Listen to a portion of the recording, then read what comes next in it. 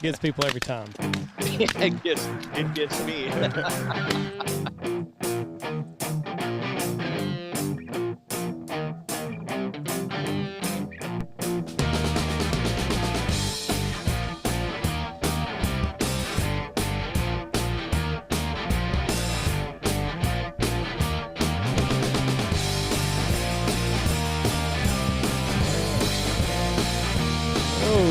Okay, here we go.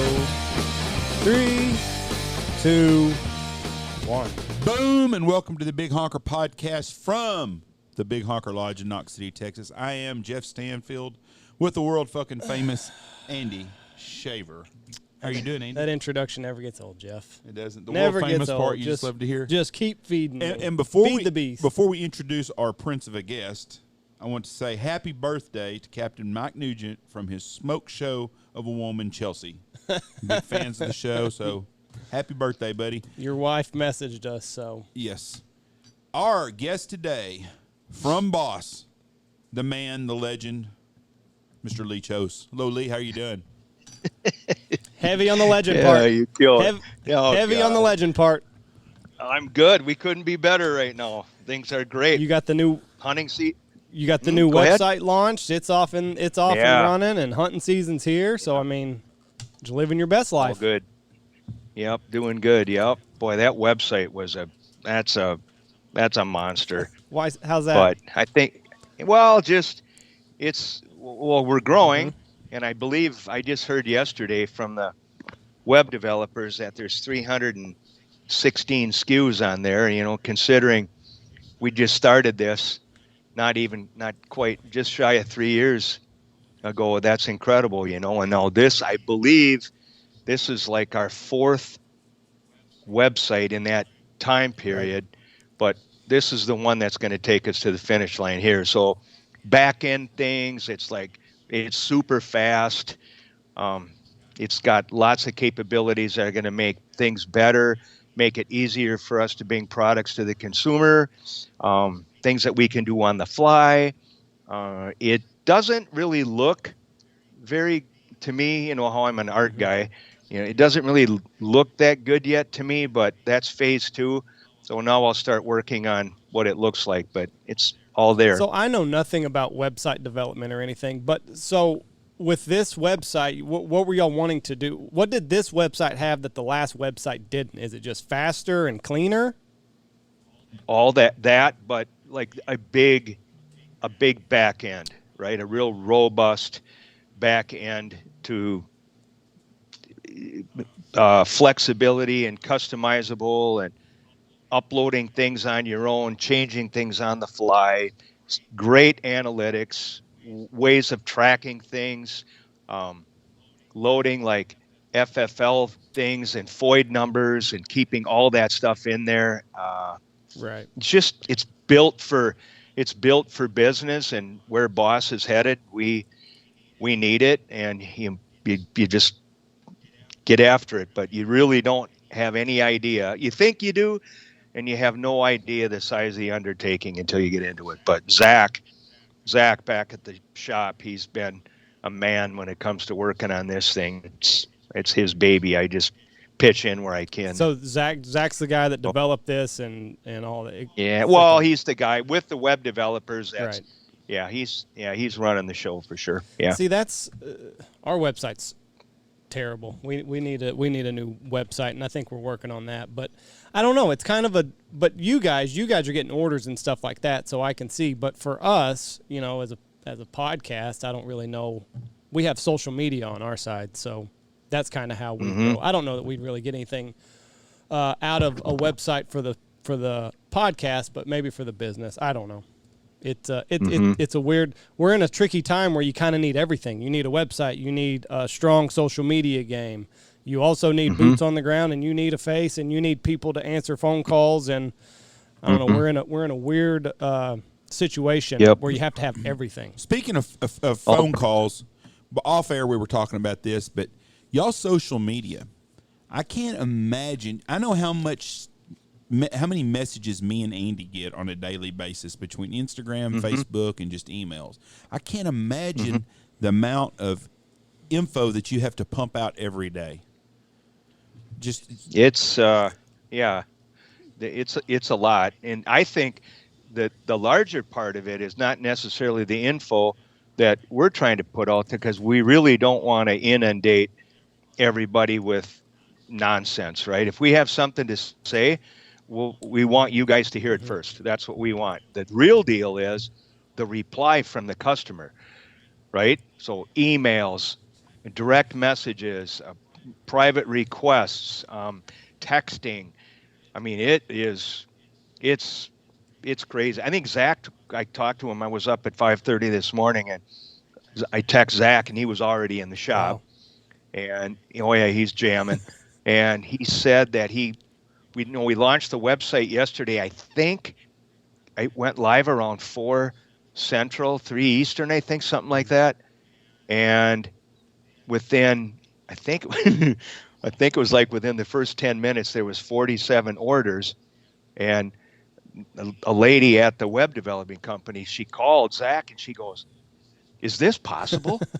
You already have 47 orders." And he goes, "Yeah, ma'am, welcome to the shit show." I mean, that's boss right now, right? He goes, "Oh yeah, that's real." And then he came in this morning and he had over 600 emails from customers to get back to. And I had, I don't know, last night a pile of direct messages and requests, and I stayed up till about one in the morning answering them.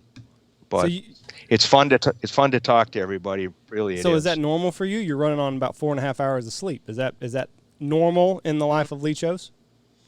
Yeah, I get more sleep than that, but not much though. No. Have you always been that way, or does that happen with age? Because I can remember Ron, he'd sleep 2-3 hours here, and No, I don't sleep. No, I don't sleep much. I love to work. I love working. It's because you love what you do. I do. The guy who's who's digging a freaking ditch in the sewer, he ain't so freaking happy about going to work. I can tell you. Yeah, no, I don't know. I think maybe we've talked about this on a podcast before, but I get a bunch of people.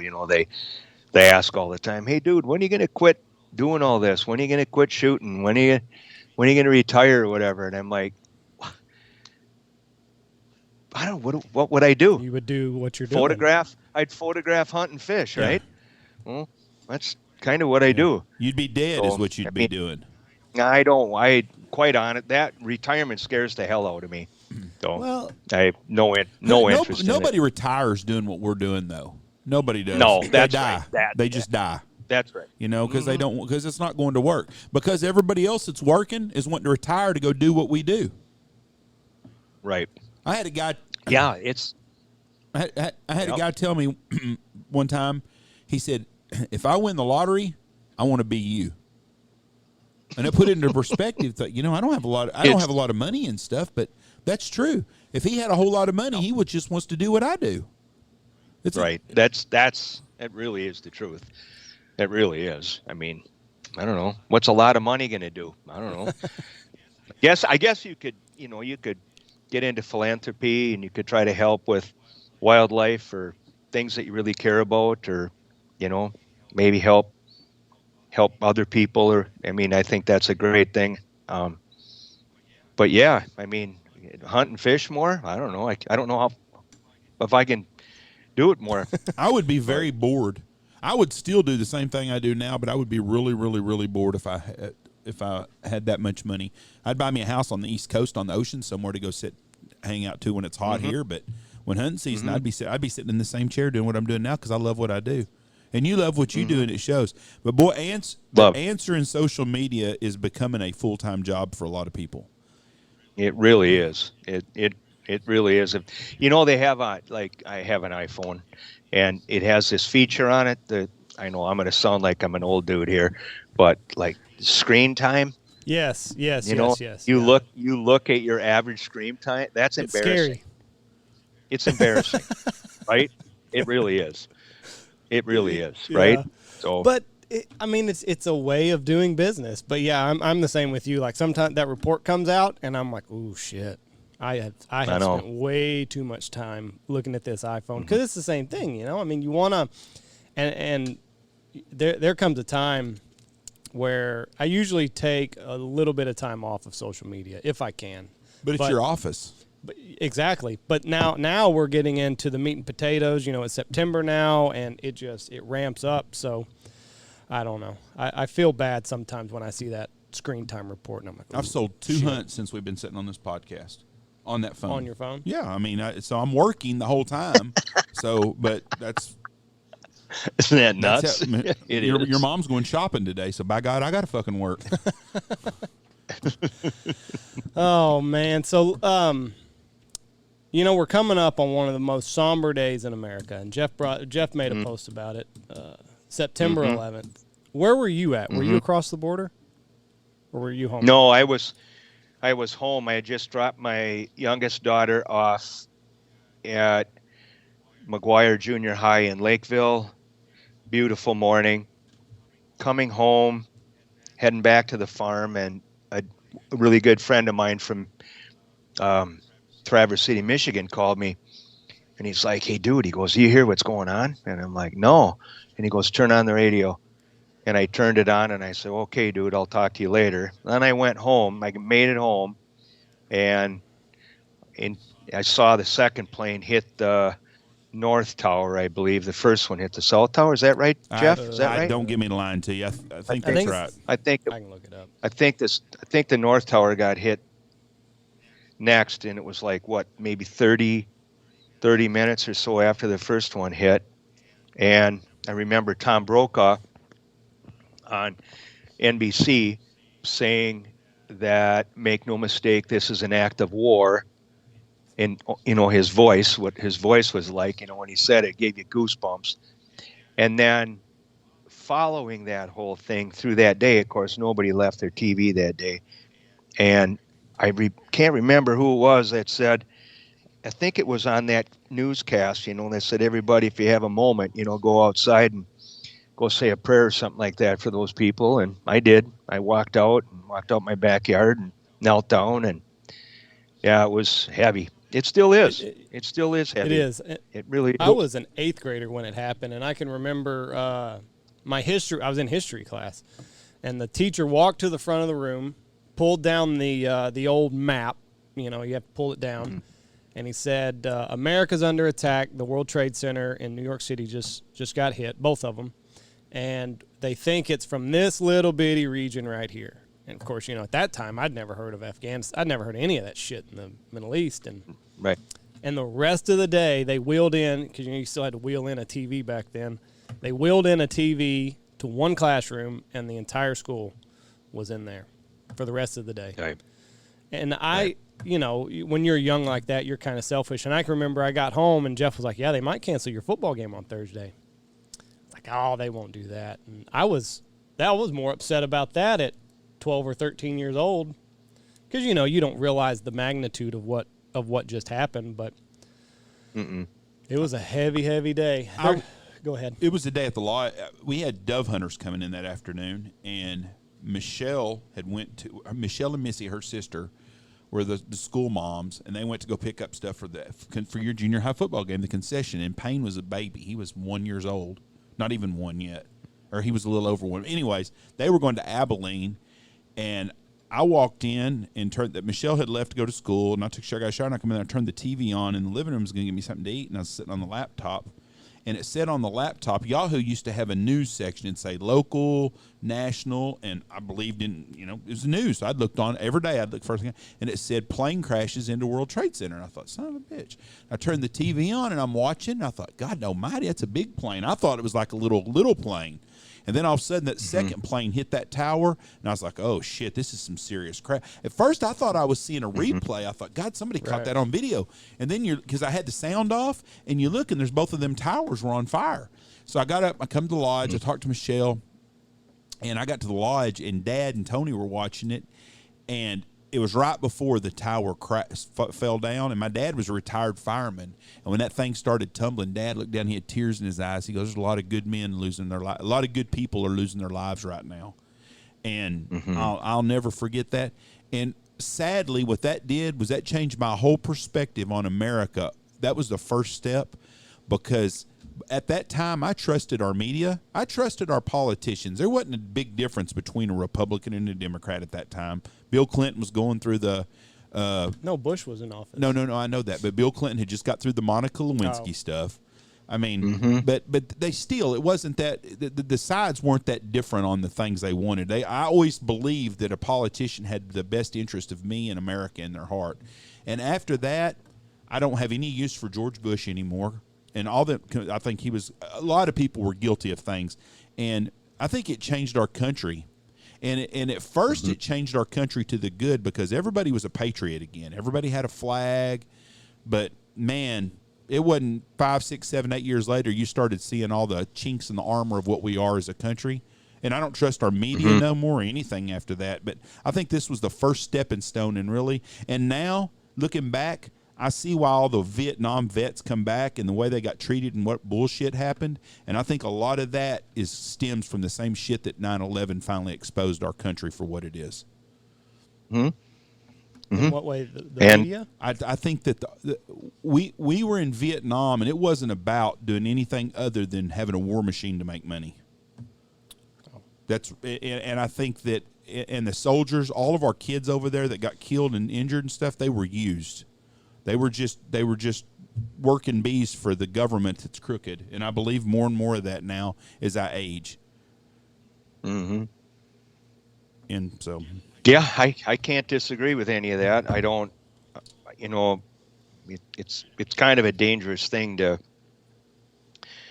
have an opinion based on what you've grown up with or what you've seen, largely due to mainstream media. I personally, we could go down a rabbit hole here with the media, and mine would be like a really jaded view. I think it's largely for profit, mostly for profit. Ad sales are great. I think when Turner started 24-hour news outlets, 24-hour news channels,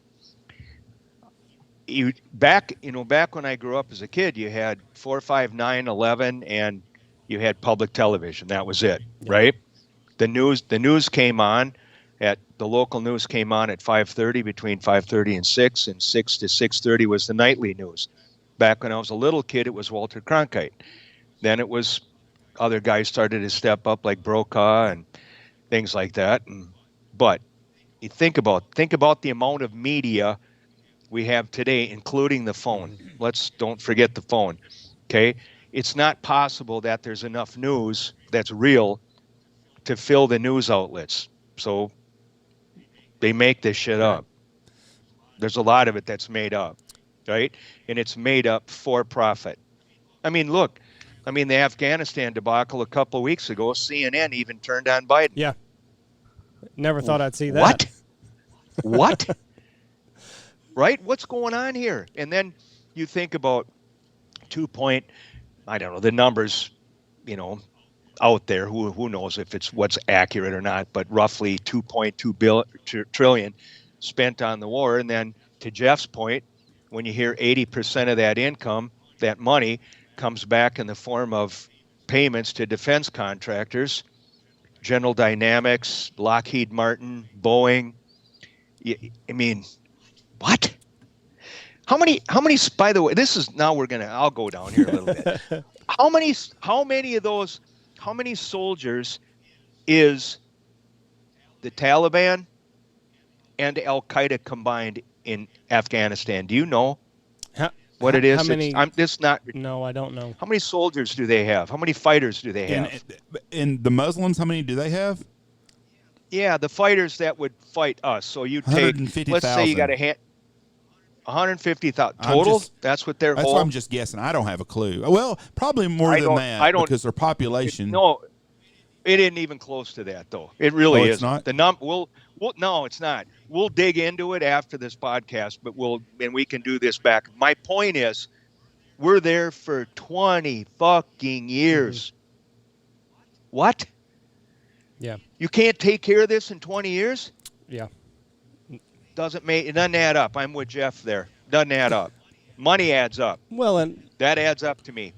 We're still in a war in Korea right now. We've got guys sitting on a line in Korea still. They've been there for, what, 70 years now?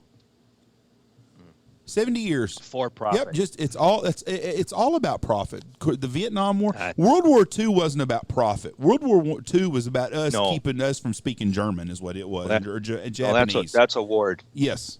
No, that's a war. When you've got to distinguish is that guy an enemy or an ally? There wasn't none of that shit going on in World War II. They knew who their enemies and their allies were, right. And that was a war. Since then, it's been nothing but about a moneymaker, and. I don't. Back to another thing too. CNN, when Desert Storm started in 1988, I watched it. I'd put on CNN because they had 24. You'd see the rockets and stuff, and I had friends over there, and I trusted CNN. I don't trust CNN. I don't trust Fox News either no more. I don't trust any of the news because, like you said, it's all about a profit. Me either. Every one of them. They want to split and divide the country because if the liberals can get CNN to push their leftist agenda, then the leftists are going to watch them. Fox News can take the right wing people and get them to watch them, and they build up these huge. I think that Greg Gutfield's show is the #1 show at night now over Jimmy Kimmel and stuff, and so it's all about profit, entertainment. Well, and if they were if the higher ups were really concerned with winning, why did they change the rules of engagement over there? You see a bad guy, you should be able to shoot him. But halfway through the war, they changed the rules of engagement to where if you're not getting shot at, you cannot engage this enemy. Well, I think Trump let the dogs loose when he got in, and that's why there was a whole lot more peace over there. Because if you look guilty, you might get your ass shot. But I mean, if the end goal is us winning this war and getting home, why would you change the rules halfway through? I don't understand any of it. I don't understand war. I don't either. And as we get older, I know people always talk about, well, that old man, he's bitter and stuff. I don't think the old man's bitter. I think the old man just sees more, and he's got more experience, and he sees things more of the big picture of what it's like. He sees what a waste it is to send a young kid over there and see him get shot up and ruined his life over something that doesn't matter. And when I say something doesn't matter, I'm not being disrespectful to those who've done that. I'm talking about it doesn't matter in the big scheme of things, because there's no difference in Afghanistan today than there was 20 years ago. None. So all we did was hurt and injure and get a bunch of people's lives ruined over absolutely nothing now. Report came out this morning that I read, and I wish I wouldn't have read this, because this is why I hate 9/11 reminders, because it hurts my heart so bad, is that the Biden family owns $200 million worth of stock in some company that produces lithium. The Chinese have already got a contract now with Afghanistan to get that lithium out. Now, I don't know if this is true or complete bullshit, because it's on the news and you can't trust anything you freaking read anymore. But it would not shock me at all for the deep state to sell us out to get richer off of lithium. And it goes back to what Obama said. How much money is fucking enough? When you start selling your country out for profit, that's bullshit. After having billions in the bank. Yeah, I just don't get it. But anyways, that's... Now there's a new Netflix series about 9/11, and I won't watch it. That's tough to watch. Will not. They've got recordings from inside the aircraft, and I mean, it rips your heart out. And just to think that 20 years ago, our nation changed completely, and I mean, it just it's tough. And now to see where we're at today, because I can remember after it all happened, the nation was so united, and Jesus, we're far from that now. They sold out of American flags at Walmarts everywhere. You couldn't even buy an American flag on September 14th. You couldn't find them anywhere. September 21, you couldn't find them. I won't watch that show because your mom bawled like a baby when we dropped our youngest son's in the Army, and we dropped him off at the airport Monday. And Michelle bawled, and I cried my butt off too for about 2 minutes. He's happy. So I don't know. I just sad because you're selfish as a parent and your kid's leaving. You're not going to see him for 3, 4, 5, 6 months. So I got sad. And I cried for a little bit, but I got over it, and we went and ate. But your mom bawled, and she did not speak for about an hour and a half. There is no way she can watch 9/11. She wouldn't be worth killing for about a week in that house. And I don't like to watch anything on TV that's going to make me sad. I'm beyond that. Yeah, there's lots of things that you see media on, and you can't unsee it, and it does bum me out after you. Yeah, It sucks, but at the same time, I think it's a good reminder, and I think a lot of people that are not grateful to live in the greatest country on earth where you have freedoms and we can, we can talk freely about where there's a lot of places. If you talk about the government, you get a knock on your door at 4:00 in the morning. They wheel you out. So did you guys watch the 9/11 on Netflix? I want to watch it. I haven't. I did watched you watch the first it? episode. It's tough. Is there a my bias to it? No, the episode that I watched, and I think there's 6, and it might get off into the weeds later, but I've seen the first episode, and it's only as it played out from 7:00 that morning until the towers collapsed. But now, as it gets in, later, there might be a slant, but I haven't seen it yet. Mm-hmm. But I think it's good. I think young kids should watch it. And, there's a whole generation of kids that have no idea the impact that had. Mm-hmm. They've just heard about it. Mm-hmm. And they might enjoy watching that. I will not watch it. I'm telling you right now. I won't watch it. But I watched the deal. This has nothing to do with 9/11. I watched the deal on JFK.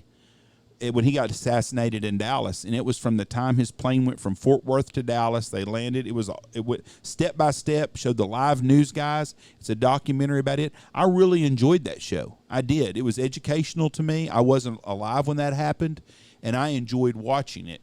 Now, I'm not saying I enjoyed what happened, but it was a very informational, and I liked it because I like history. So maybe some young people will watch it and they will enjoy to get to see the whole timeline and it educated on them. I don't want to watch it because I was there and I remember it, but I wasn't around at JFK, so maybe it will be good that way. I hate things to watch that hurt my heart that I can't do. It pisses me off. That's what it is. I don't mind watching a sad story, but because bad things happen every day to people, but I don't want to watch something that's going to hurt me and piss me off because it's so avoidable, a lot of this shit. I think 9/11 could have been avoidable. I don't know. They said that they could have killed Osama bin Laden, and the CIA didn't do it. Clinton turned them down, said, no, don't do it. It was right during the Monica Lewinsky deal. But why would you – I don't – just like the kids that got killed in Kabul the other day. We knew they were going to do that. We had a drone that had them targeted, and we decided not to shoot. Why would you do that? What makes those kids expendable like that? That fucking makes me so mad. Mm-hmm. I don't know. It's tough. I don't know. We know guys that got stranded in Canada. They were up hunting, and they shut everything down after that. So it was a good thing you weren't in Canada. You'd have been there. You'd had an extended stay. Actually, I wish I would have been there. I was fixing to say the same thing. I was in. I wish I get stranded in Saskatchewan. We were in Mexico the other day at a resort, and it's like, if you flunk this COVID test, you're going to have to stay here for 14 more days. Well, fucking tie my arm behind my back. That's not the worst thing in the whole world. Now, you're going to Canada this year. When are you planning to do that? I'll be up there early October and then late and then into early November. I'll be up there somewhere. Now, what on a normal year? I mean, is that pretty normal that you go in October, or do you ever go? Have you ever gone in September? No, I don't go early. No. The itch isn't that bad. October's good enough. Well, I mean, northern Minnesota, I love to hunt rough grouse and woodcock and things like that. But no, I'm not into that warm weather stuff up there. That's not my bag. I mean, I love seeing them. I like going up there and photograph, but I love the late game. I do. I've seen guys that hunted the early season in North Dakota in August, and I'm thinking, how in the hell? Those are some greasy-looking bastards that are coming into your spread right now. Yeah. Right? Jeez. I know. Hunting in 100-degree weather is not for me. No, it's no. I love cold. I love late birds. I love them when they're all feathered out and they're rowdy. They're full of hell at that time, and that's what I like less people. October's less Lots people? Late. Yeah. Mm-hmm. What? Well, it used to be. Well, we'll see. I don't know. I haven't been up. I missed a year. I can see that because I think so many people are excited to finally get out that everybody kind of goes early September just to kind of get the itch off. What? Well, I think early in the year you have a lot of outfitters up there, and you have a lot of dry field hunting up there and lots of pressure lots of pressure on birds, and that's not my bag either. Well, I'm a total DIY guy when it comes to hunting on the prairie. So, and I've been doing it for a long time up there. So Now, before last year, how many consecutive years had you gone to Canada? since '74 on. Ooh. So tell me about that grouse hunting, woodcock hunting, and snipe hunting. You do all of those, right? Well, I don't hunt snipe, but I mean I would. But I don't. No, I love to hunt rough grouse though. They say that's the best eating bird, is it? Yes. Nobody ever says Yes. that about a goose. Nope. Like, I don't know if you saw my post the other day on Boss, but like I got together with foils on the goose opener here. It's the first time I've been with Jeff for like a long, long time, right? For many reasons, right? Yeah. Right. But it was fun. And then, we killed 20 of those big ones the other morning. And I'm like, what in the hell do you do with these things? So I have 5 of them. So I'm going to do something with them, take care of them. My good friend of mine, Mark Nordquist from the Modern Carnivore, he's got this unbelievable goose pastrami recipe. I mean, he's made me sandwiches out of that stuff that are just, it makes you want to go hunt them. So you're going to And make I'm a duck pastrami hunter, then? right? I will. Yep, I'll try. I don't know how. Andy, didn't you try to make some? But I tried and it failed, but I was doing it from speckle bellies and their breast is a lot smaller, so it was hard to get like a decent size slice. I think Gotcha. with the bigger Gotcha. breasts off of these big Canadas, yeah, it will Yeah. it will make a better sandwich than what I got. Doesn't Yeah. Rory, didn't he make, is he the one that told you how to make the pastrami? Yeah, but he also does it with big Canadas. So But he does do it with the Right. goose though, right? yes, So pastrami is just a name for a it's recipe. corned. yeah, It's corned. yeah. Yeah, it's really good. It's I like pastrami. It's I fantastic, like pastrami, but every time I eat pastrami, I always thought it was beef. I did sure not it realize. is. Well, I know. Yes, it is, but I did not understand the technique of pastrami is more of Right. the way you make it than actually what you're eating. What are you talking about? You're going to have goose pastrami. Yes. It's the way they cook it, like blackened Well, it's duck or brined. blackened. That's what I'm You saying. brine it. Yes, and that's the word for brining is pastrami, I guess. I always thought pastrami was just a way they did beef. I did not know that you could do pastrami of pork or anything. That's what I meant. But like the goose pastrami, Yeah. I'd never heard of that until Rory was talking about it one day. Yeah, it was good, but I think with the big Canadas, I think it would be, I think it would be a lot better. So 74 was the first year you went to Yep. Canada. Was that hard to whenever that streak broke? Did a little piece of you like motherfucker? Well, the whole COVID thing pisses me off. The whole thing does. Right. Not Yeah. just for missing a year in Canada, just top to bottom. No, the whole thing does. Again, this is another sore subject too, right? I just like, no, dude. I get where you have your opinion, but I have mine, and no. Do I believe in the virus? Yeah. 100%. Do I believe in the pandemic? No, I don't. Right. Never did. And now they got a new one coming I out. did. You know what? I shouldn't. Oh, I just heard some nut crazy thing today. Not the Delta thing, another new one. But here's the deal.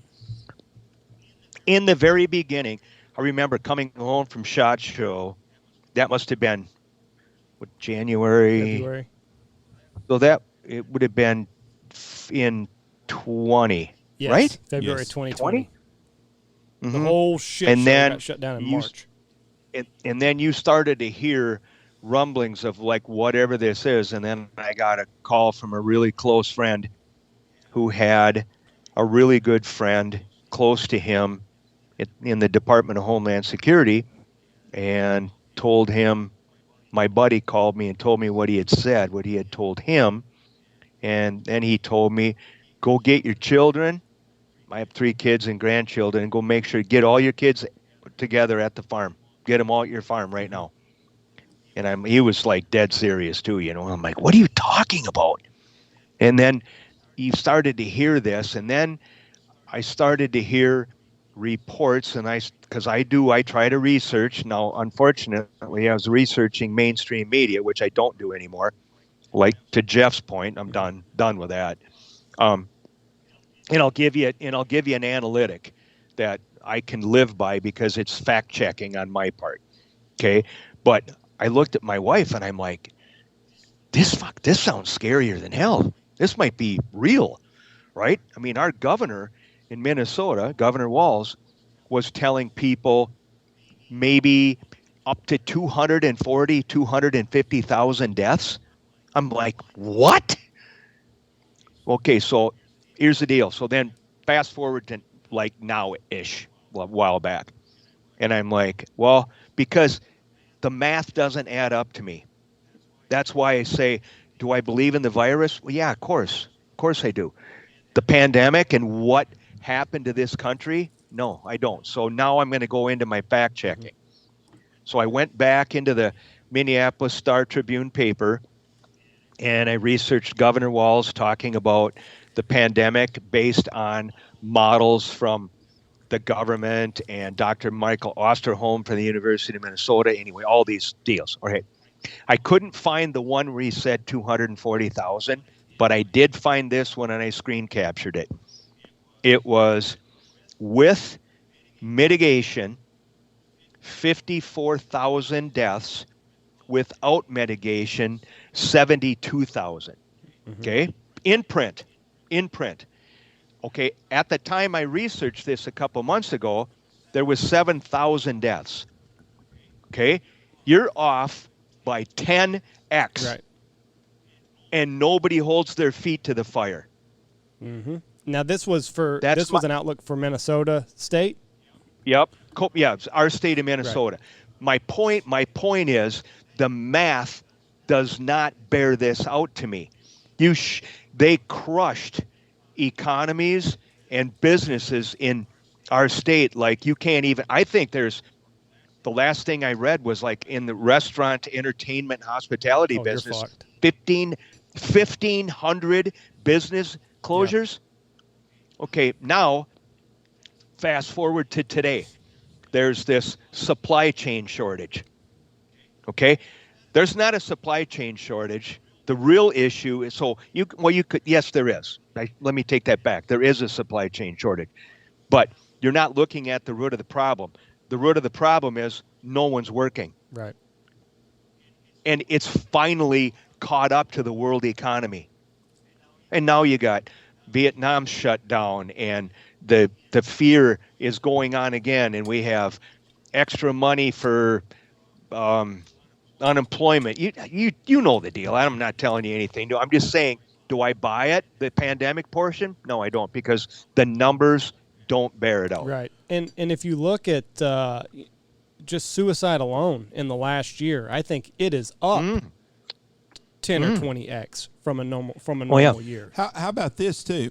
Out of them 7,000 deaths in Minnesota that are COVID deaths, how many of them actually are COVID deaths? Where that was the only issue. That's a really good question, isn't it? And one that you can't find an answer to. Yeah, and I feel bad. You can't. And I feel bad when I talk about that because I know people who have family members have lost someone that died of COVID, and I feel bad because I'm not trying to be unsympathetic, marginalize. No, and not at all, because it's a real deal. But Australia right now, I never thought much about Australia. I always thought Australia was supposed to be a lot like Texas. Well, they're not like Texas. Them fuckers are locked down, and their fucking cops are coming into your house, taking your kids out, and they're giving jabs to these kids and stuff. They've went completely off the rocker down there.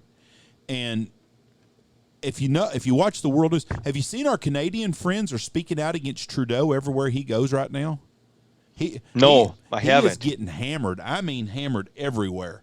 Like when he walks out, they're not saying, "Hey, Trudeau, you're a nice man." They're calling him a dumb fuck. Everywhere he goes, it's that way. And the world is starting to stand up against this stuff too. And back to the employee deal of the supply chain. I was in Abilene, Texas 2 days ago. We stopped. There was a guy pulled up on a bicycle with a dog, got a sign out, had a pre-made sign, had a bungee deal to hold the thing to the sign, begging for fucking money, and right across the street is a Cracker Barrel with a sign, help wanted, hiring right now. That's what's wrong with America right now. Nobody wants to fucking work. I think there's a severe work shortage. I also think everybody working from home. Now, I'm not saying that there's not a bunch of people that are really good at working from home, but I promise you there's a lot of people that aren't any good from working at home. I got twin granddaughters that just went to their first day of school today, first day of high school. They're ninth graders right now. So last year, I mean, I'm saying not worth a shit, dude. Right? I mean, I'm talking both these girls are A students, and I had one of them that flunked an English course, had to go to summer school, and I would say, in all fairness, by nature she's lazy, right? But she'd still do her schoolwork in school. But this shit, sitting home and FaceTiming or whatever the hell they did, Zoom or whatever for 10 minutes, and they're in bed doing it on their iPad. I'm like, no, fuck you, dude. Get your ass out of bed, take a shower, and get out there and go to fucking school, dude.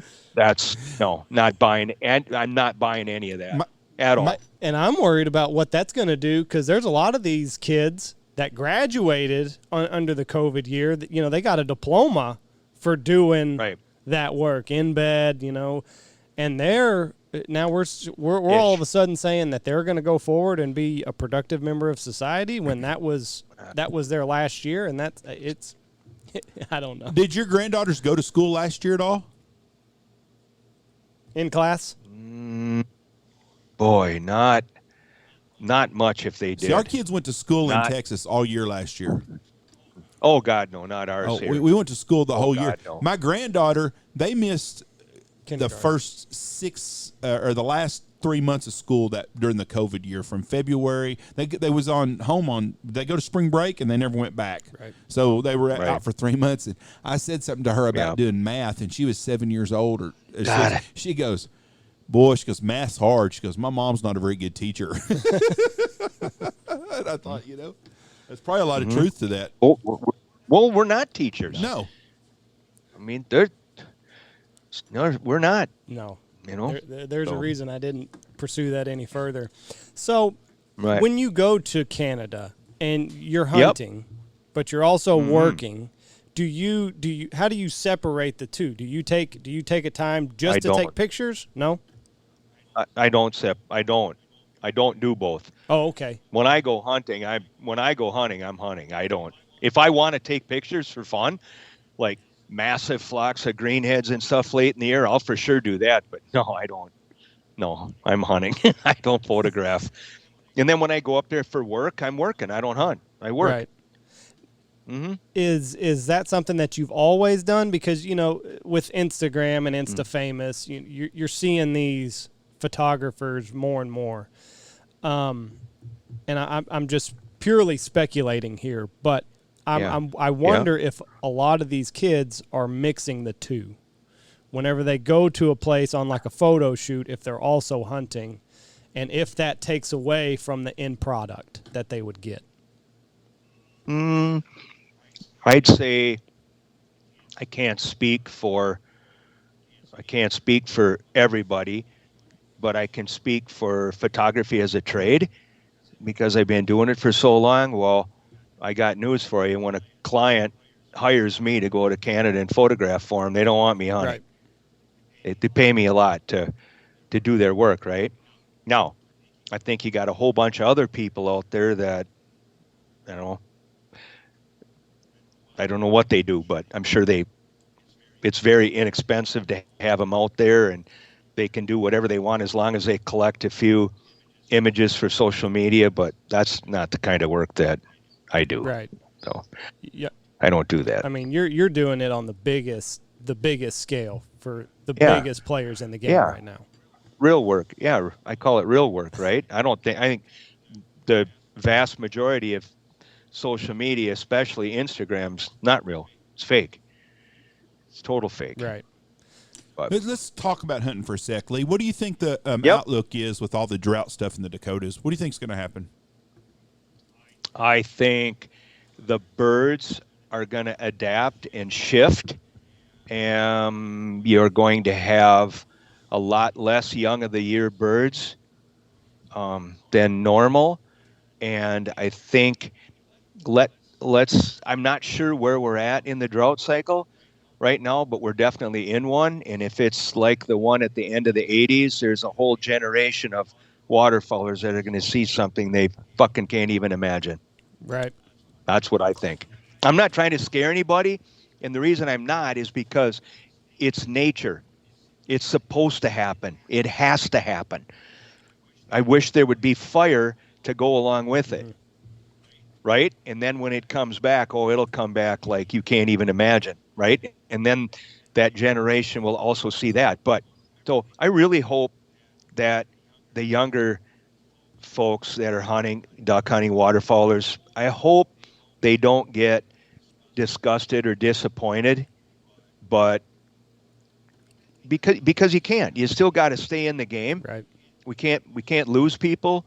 You got to stay in the game. You just have to understand try to understand what's going on. I was talking to a good buddy of mine at Ducks Unlimited headquarters the other day, and we were talking about this. It seems like it's really on this sort of a 30-year cycle when you have these big time droughts. And I'm telling you, man, the last one, it was the one in the late, it was bad. See, and I don't remember that. We had, of course, I wasn't waterfowl hunting then. I didn't get into this until the late 90s, but we had John Devney on from Delta about a month ago, and he brought up the drought in the late 80s, and I was like, what what are you even talking about? The drought in the late 80s did not affect us down here. We were wet down here. It still dropped your limit. Right. No. That affected it. I'm talking about we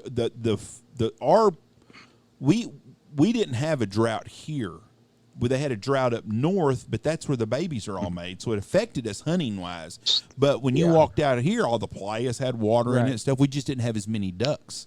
That part, it did affect us, but it did not affect us. It's kind of like I always tell everybody all the time. The reason there's not a bunch of outfitters in Kansas and Nebraska that have been in the game for 20 plus years is because back when we had winters, everything froze up and all their birds would leave, most of them. And those people have forgotten about that.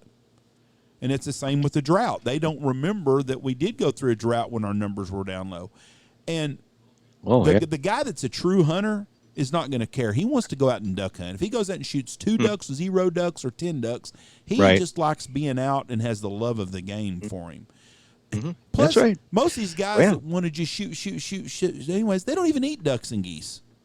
You know? There's a lot of that too. So if you go out and you kill 2 or 3 birds, you got to go out and watch the sun come up, and you got to see Mother Nature, and that's what it's about. But that's not where we are as a society with Instagram. No. Y'all are right. But I think I'm with Lee. I think we've started a drought here where we are right now. In just the last 4 or 5 weeks, it just seems completely different than it did, because we had a wet summer up until about 4 weeks ago, and now we're in a normal summer deal. But we were lucky to get the rain we did when nobody else was getting rain. There was, I think it was 80. Well, the summer of 87 was brutal. I'm for listeners out there, I'm from Minnesota, and I'm a total northern prairie hunter. So when we're talking about this massive drought, we're talking about the Prairie Pothole region, where back then, 70 to almost 80% of the ducks and geese came from back then. I don't know now what that number is, but it used to be that. Well, there was a lake in Saskatchewan, south central Saskatchewan, that was, back in the day, there was this dude in Sports Afield magazine. He's iconic, Jimmy Robinson. You guys may have heard of him. Okay, well, Jimmy Robinson used to do the annual duck forecast. And I think in 1975-ish, he did one. And through all the travels through Prairie Pothole region, the most waterfowl he saw ever was on Old Wives Lake in Saskatchewan. I mean, it was just a staggering number. And I used to hunt sharp-tail around there and Hungarian partridge and canvasbacks and stuff like that back in the day. It's nothing like that now. But in the drought of 87, 88, 89, that lake was 99 square miles and it was completely gone. Ooh. Okay, gone with cracks in the earth that a truck would fall in. Okay, when it dried up, here's an interesting deal here. When it dried up, there was fully preserved buffalo skulls on the bottom of that's an alkali body of water, and collectors came in from all over. They even flew planes and landed planes on that, and then would go in there and they'd take those buffalo skulls out, whatever they do with them, I suppose sell them or antiques or whatever. But that's how dry that company. And that was 99 square miles. So when I'm telling you the little ones, I mean, gone, gone, right? Then the farmers up there would burn those sloughs. And then when they'd burn those sloughs, then when the water came back, and then I would say, well, I was even talking to Jimbo Ronquist about this one day, and we were talking about heydays or great, years that stood out over other ones. And I think we kind of dialed in, both of us, in the south and up north. For us, it was around 99, around there. And then, I mean, they were everywhere, dude. There was greenheads everywhere. It didn't matter where you went. It was on fire, right? And that's going to happen again. Right. But what we can have is people bailing. We still need license, we need stamp money. We need people in the game.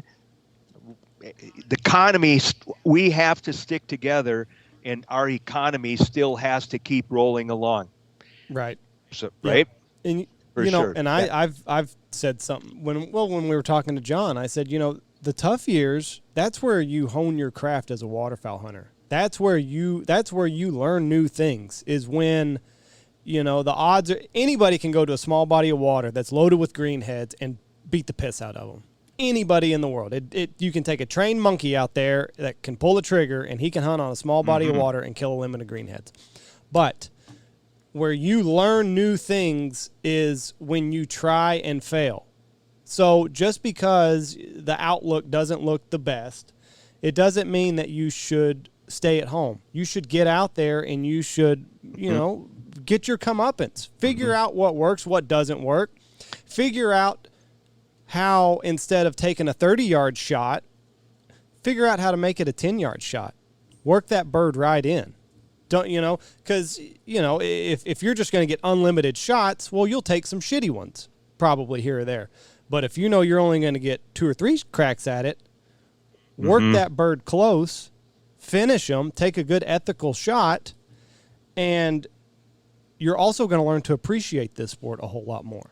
Your love and understanding and appreciation for this will go a lot deeper, because you realize this can all be taken away. And Mother Nature is a cruel, and, she has a way of evening the score like that. Oh, boy. So when Mother Nature is on your side, maybe you'll appreciate her a little bit more. Mm-hmm. We call that, at Boss, you read, like, we call that, like, finding the game within the game. And I really think we should, as you evolve or you get a little older, I mean, typically that kind of happens anyway. I mean, maybe not to everybody, but you do. I mean, it's not, it becomes how, not how many. Right.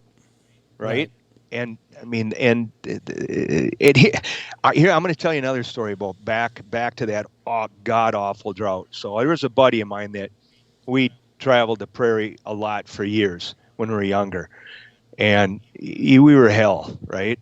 Hell, yeah, right? Yeah, and it was really bad. And for everybody, any people that know me maybe or not know me, I'm like way. And always have been really involved in conservation groups and habitat, and my love for ducks far supersedes killing them. And it was really hard to find greenheads that year, one of those years up there. I mean, like, you put on hundreds and hundreds and hundreds of miles, And finally went to this spot that we'd hunted years before. It was big body of water, 11 miles long. And it was almost dry. And like you said, they were all balled up in one little end, right? I mean, you could have walked across them. Well, you've probably even seen photographs in Ducks Unlimited or whatever of what they looked like, right?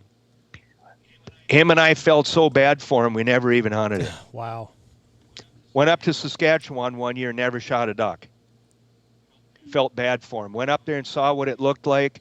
Saw cattle that had to be moved out by semi-trucks that were blinded from the alkali dust blowing from the wind. Sharptail that you could hunt sharptail and you'd shoot them, but you couldn't eat them. They were all full of this god-awful green, I don't know what it was, but I mean, bad. Oh, yeah. Yeah, I mean, I can't even tell you how bad it was. Now, so the alkali would affect the grouse, and they'd get this... The sharptail. But what was green? Just their breast would turn green, or what? They were full of this green. It looked like, for lack of anything better, like a green bile. Oh, okay. Or poop, maybe. I mean, it was god awful. I mean, they were messed up bad. Oh, it killed a lot of game. But like you said earlier, these things have to happen, and when you come through it. And if you can get, if you can get Mother Nature to start a fire or something and things grow back thicker, and then when these bodies of water finally do catch water, well, there's food for ducks in there all of a sudden. So seeds, the seeds come up. Fire has to happen too. Right. Fire. Right. Yeah. And, that's probably something not a lot of people, Well, you're fixing to see a change next year, I think, because I think you're going to see drastic numbers on on limits. Our dove limits in Texas, I think, are fixing to drastically change because this freeze we had last year has affected the long term on the dove because there are dove being killed with no feet. They're black. The feet are just black, like they had frostbite and stuff on them. It's a sad deal, and I think that you're going to see the number of doves being hunted going to go down. The number that you can kill. The bag limits are going to go down on a lot of stuff next year, probably. Okay.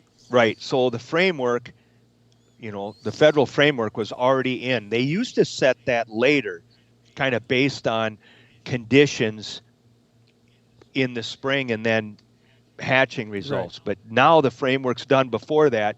So we're living with last year's liberal regulations. And I don't know how long we've been in liberal regulations. It's got to be 30 years. At least. Almost 30 years. Almost 30 for sure, right? Yeah. I'd have to look. 20 to 30. Maybe I'd have to do some read. Yeah, a long time. Yeah, a lot longer than 20. Right. 20 to 25 to 30 then. Yep, for sure. And that's not going to be the case next year. If we don't come out of this. I don't think we're going to. No, we're already there. We're already in it. We're already there. That's what I'm saying. It's going to happen. Right. Now you're going to see it. And now this might freak people out, but I want to say in Minnesota, it was a 30-day season and a two bird bag limit back then, right? And we all went duck hunting, dude. Right. We're going duck hunting, right? We're still going. Yeah. See, and this is what got Jeff into goose hunting because the limit was what, 3? We went from 10 duck limit. I grew up because they were on the point system. We grew up on a 10 duck limit. And when we went from the 10 duck limit, did we lose you? Flip your camera around, Lee. Oh, how do I do that? There should be a little. How do you do that? You had it earlier. Somebody called you? Called me. Yes. There it is. And then I tried to. I like that because that's a cool old decoy. Well, it's flipping back and forth. You had it earlier. Flip it one more time. What happened? There you are. There we go. You were on the point system. We were on. I grew up. We could shoot 10 ducks. You could shoot. Me, my dad, and my brother could go out and we could shoot 30 pintails, 30 green winged teal, whatever it was. But so that's the system I grew up on, and then it went from that to 3 ducks, and then I was like, fuck, I could shoot 3 geese. So we started goose hunting. Plus, I'm gonna be honest with you, there wasn't a whole lot of freaking ducks to shoot anyways. A lot of times, it wasn't like it used to be. Down here, there wasn't a lot of ducks. I mean, we went to a 3-duck limit, but it wasn't just like there was a ton of ducks still. But when we were on a 10-bird limit, there was always birds. So, I mean, they dropped it. There's a reason to drop it. But it did make a big difference, and that's how I got into goose season. And I think we're fixing to go through a time. We will. Now, it can bounce back one year. We could have a wet spring next year, and our birds can come back in a year. Oh, yeah. They bounce back in a hurry. It's kind of like the quail in Texas. Yeah. We don't have any wild quail hunting anymore in the state like there used to be down here. And the quail hunter is the most optimistic person in the entire world because every year, they're all coming back. They're all coming back. And you can have we've had a wet summer this year, but I ain't seen no quail because I think the freeze got them in February. Well, and they're such a tender bird. Yes. It doesn't take much of a weather pattern to just completely wreck their ecosystem. Right. And I think a lot of guys are going to realize that we are in a changing world, and hot spots now might not be hot spots tomorrow. And that's going to be another thing that a lot of people are going to have to realize and adapt to. Hopefully, too, one thing, let's say, I mean, it's projecting here on our part, but let's say we are in a drought cycle and it's going to last for a little while here. Hopefully people realize that it all comes down to habitat. It does. It does. And you're going to see it in spades here pretty quick, right? And so the inverse of that is, what do we all do to help habitat? Well, you join organizations like DU and Delta, and there's all of them. All of them do very, really good work. Right. So, and I pretty much have $30 or $35 for all of them. Well, so. and they are our voice to the federal government. When we were talking to John, he was talking about some of the surveys that they've done that they give to the federal government that have benefited duck hunters with programs that came out of their surveys that they did, and they could not have done that if people didn't donate and give them, money to do this research with.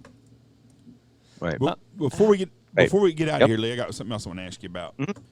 Sandhill crane numbers don't ever seem to go down at all. Is their habitat different because where they're breeding at or nesting? Yeah. It's largely unaffected, right? Largely unaffected by drought and agriculture. Yeah, because it's that Buffalo or Woods National Forest or something way up there's where a lot of that is. Some of them are tundra birds, and here's the other thing. Like let's go back to even ducks, right? So ducks, when they can't find what they want to find, they're going to start looking for it, right? It's not like they perish.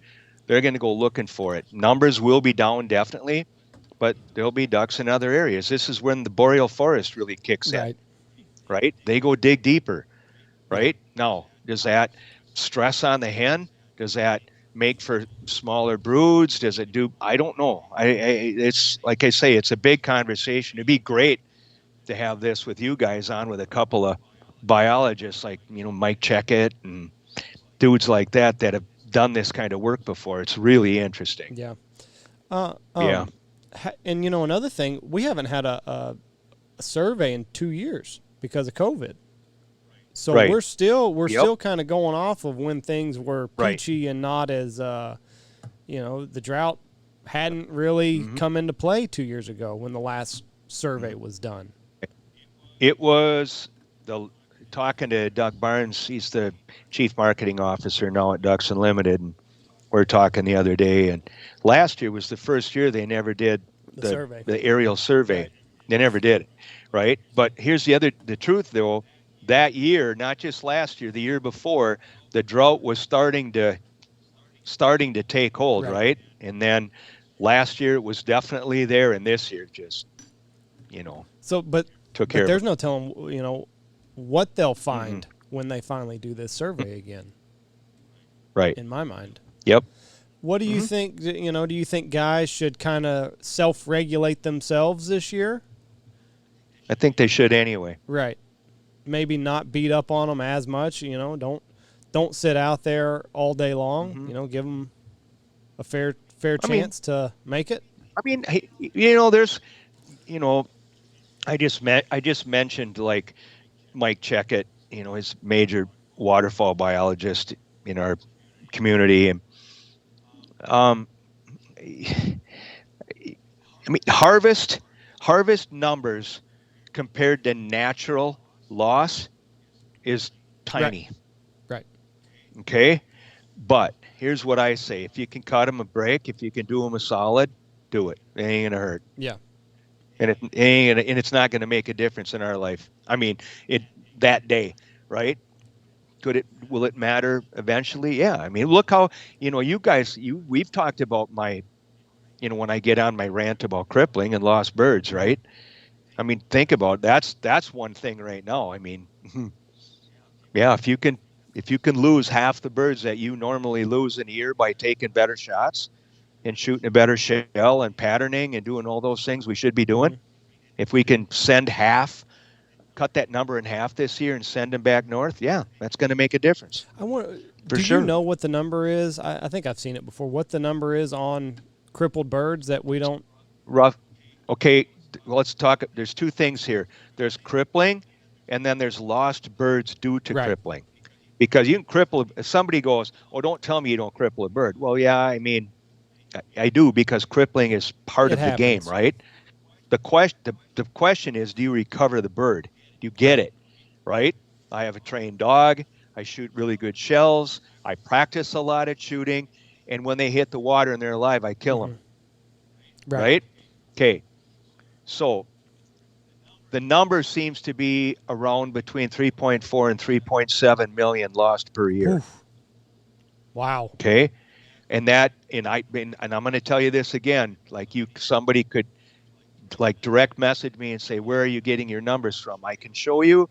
And then I can also tell you a handful of biologists or people at some of the bigger organizations that I've talked to that actually have said even, yeah, you're right in there. It might even be a little more than that. Okay. Well, my point is, so, boss, we have this narrative called put it on paper. We have another one called know the shot. Know yourself off a crippling or bad shot, right? Just like you were talking about a little while ago about dialing your game in, right? Get him in a little tighter, get him in a little closer, make a good shot, kill him, right? We did that as a community, and I know we could do this as an initiative.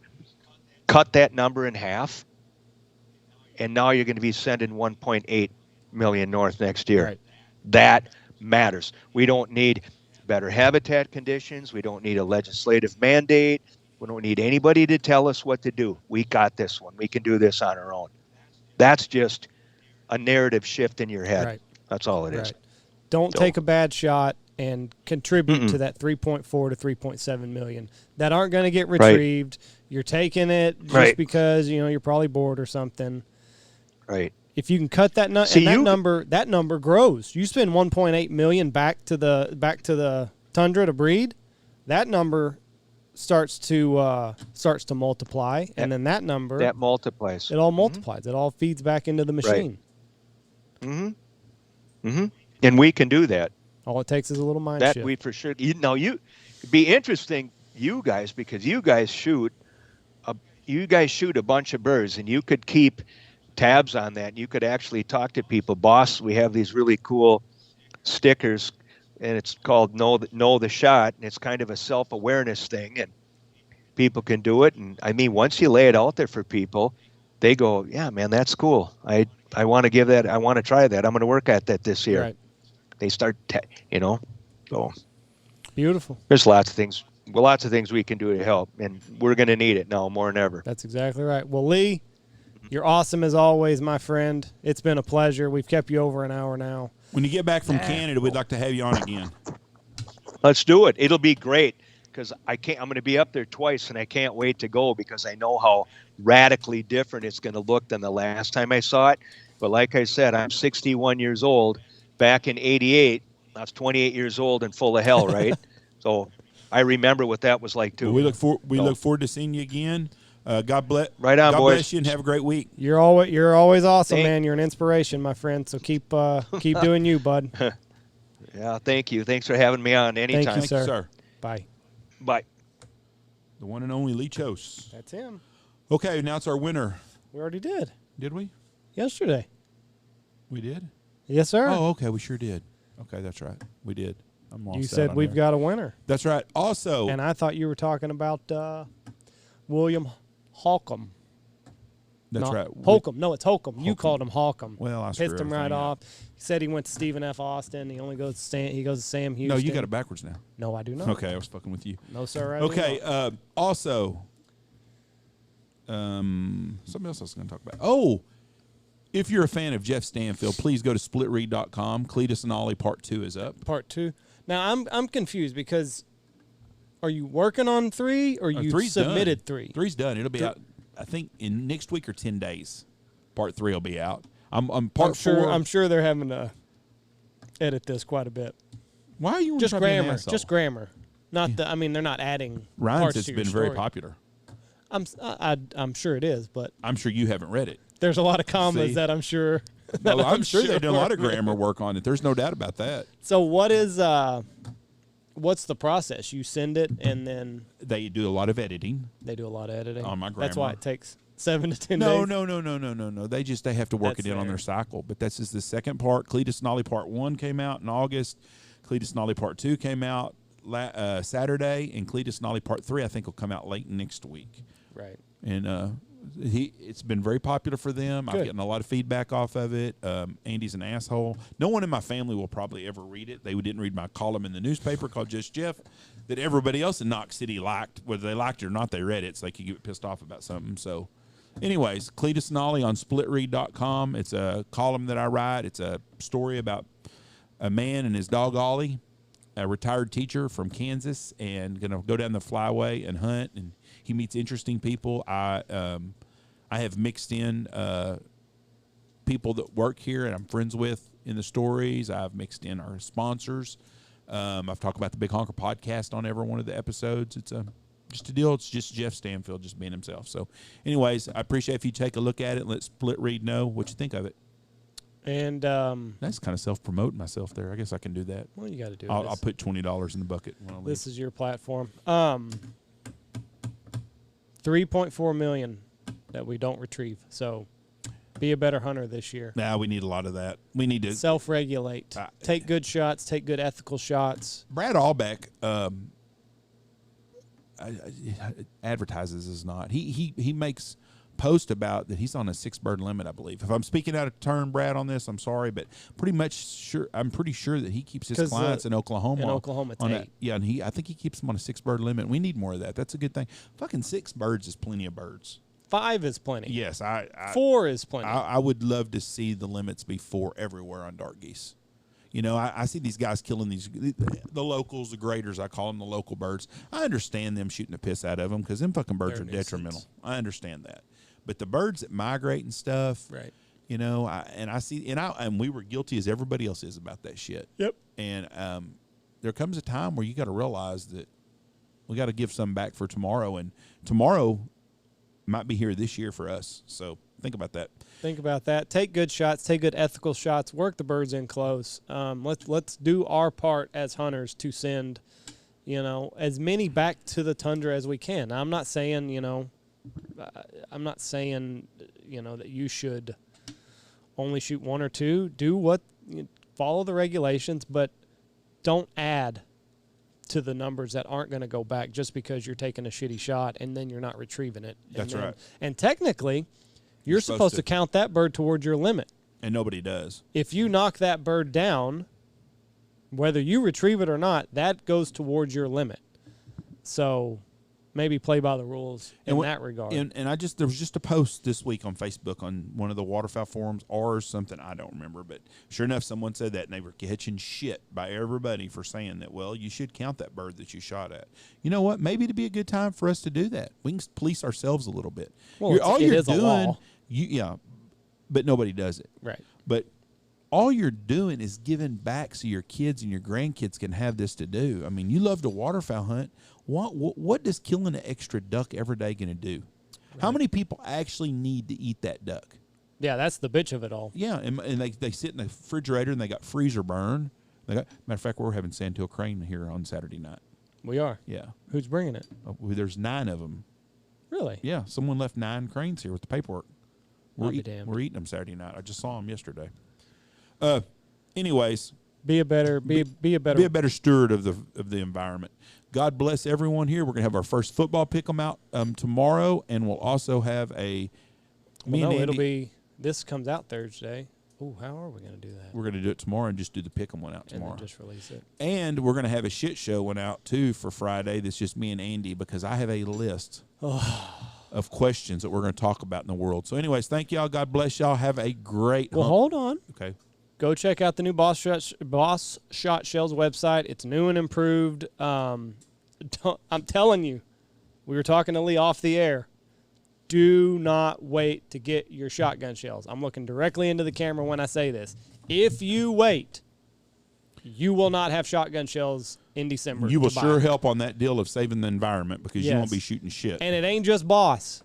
It's Walmart. It's Academy. Everybody is feeling the shotgun shell shortage. So, if you're still listening, go check out their website, and if you need shotgun shells, order shotgun shells. Don't be a dickhead and order, shotgun shells that you're not going to use. Get what you're going to need for this year.